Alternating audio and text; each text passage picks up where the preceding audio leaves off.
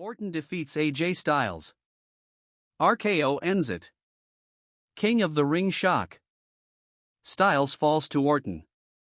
SmackDown RKO finish. What really happens when two of the most complete in-ring minds in WWE collide when the stakes actually matter? And more importantly, when Randy Orton looks at you with that calm, almost empty stare before everything goes wrong, is there really any way out of it? Because this isn't just Randy Orton versus AJ Styles. It never is when tournaments like King of the Ring come into play. It starts as a match, but it slowly turns into something else. Something heavier. Something that feels like it's been building long before the bell even rings. SmackDown that night doesn't feel loud in the usual way. It feels tense. Like the crowd already knows they're supposed to witness something important, even if nobody can fully explain why. You can hear it in the reactions too. Not just cheers, not just excitement, but that low hum of anticipation where fans are basically saying, "Okay, don't mess this up." And when AJ Styles walks out first, there's that usual shift. That confidence. That calm nod like he's been here 1,000 times and still believes he belongs in every main event conversation. And honestly, you can't even argue with it. AJ's career is basically a highlight reel of proving people wrong at the worst possible time for his opponents. But then Randy Orton's music hits. And it's funny, because every time it happens, it still feels different. Not louder. Not crazier. Just heavier. Like the arena's mood drops a few degrees. Orton doesn't rush. He never does. He just walks out like time is not something he respects anymore. And you know what's wild? The crowd reacts like they're waiting for something bad to happen. Not bad in a chaotic wrestling sense, but that slow, uncomfortable kind of bad. Like when you know the horror movie character should not open that door but they do it anyway. AJ watches from the ring, stretching, bouncing a little, staying loose. But you can see it. He's watching Orton more than anything else. Because AJ knows. Everyone knows. You don't prepare for Randy Orton physically, you prepare for him mentally. The bell rings. And for the first few seconds, nothing happens. Which is always the most dangerous part. They circle each other. Lock up. Break. Reset. Lock up again. It feels almost respectful at first, like they're testing the waters. But that's the trick with matches like this. Respect only lasts until someone finds an opening. AJ tries to speed things up. Quick wrist control, a sudden drop, a clean escape. Orton just absorbs it. Watches. Like he's taking notes in his head that nobody else gets to read. And the crowd starts to lean in. Because here's the thing about AJ Styles, once he finds rhythm, he becomes a problem for anybody. Fast strikes, crisp movement, that ability to turn 1 second of hesitation into a full-on advantage. He goes for it too. Corner attack, quick transition, nearly gets Orton down. But Orton doesn't stay down. He never stays down when it matters. Instead, he just looks up. That slow rise.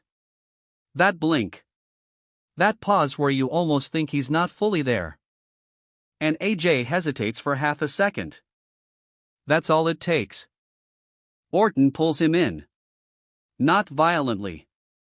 Not fast. Just enough. And suddenly AJ is reminded that wrestling Randy Orton is never about the first exchange. It's about what happens right after you think you've won it. Backbreaker. Not flashy. Not loud. Just effective. And you can feel the tone shift. The match stops being a chess game and starts becoming something more uncomfortable. Orton doesn't rush into offense. He just controls pace. That's his real weapon. Not the RKO. Not the power. It's control. AJ tries to fight back, and he does get moments. A quick combination here, a strike there, a springboard attempt that actually connects. The crowd pops because, of course, AJ Styles doing AJ Styles things still hits different. But every time AJ builds momentum, Orton cuts it off like he's flipping a switch. And slowly, you start noticing something. Orton isn't just wrestling AJ Styles. He's studying him in real time. Every movement AJ likes, Orton starts anticipating it. Every burst of speed, Orton times it. And AJ starts getting frustrated. Not visibly at first, but you can tell. The pace is not staying where he wants it. It's drifting. Sliding into Orton's rhythm instead. And that's the dangerous part. Because once Randy Orton pulls you into his tempo, you're basically walking through fog. You don't realize how lost you are until it's too late. AJ tries to reset. Goes for something big. A high-risk move to break the pattern. But Orton catches him mid-air. And the arena reacts instantly. Not because it's the first time something like this has happened, but because it feels like the beginning of the end. Power slam. And now Orton starts pacing. Slow. Deliberate. Watching AJ like a predator that already knows where the weak point is but is choosing when to strike. The crowd starts doing that thing where they get louder just to will AJ back into the match. Because nobody wants to see AJ Styles get trapped in this kind of slow collapse. It feels unfair in a way only Orton matches can feel. AJ gets to his feet. Barely. He fires back. A burst of energy. A combo that actually rocks Orton. And for a moment, just a moment, it looks like AJ might flip it. He goes for the phenomenal forearm. And this is where everything tightens. Because Orton doesn't even panic. He just steps back. One step. That's it.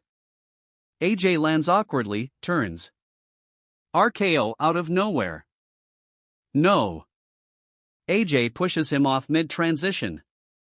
And the crowd explodes because that's one of those that shouldn't have worked but somehow did moments. AJ rolls out of the ring, breathing hard, realizing just how close that was. Orton doesn't chase immediately. He just watches from inside the ring, like he's mentally replaying what just almost ended the match. And here's where the psychological layer kicks in. Because AJ realizes something too. He can't afford another near miss like that. One more mistake, and this is over. So now the match becomes slower again. More careful. AJ starts adapting, changing angles, trying to avoid predictable entries.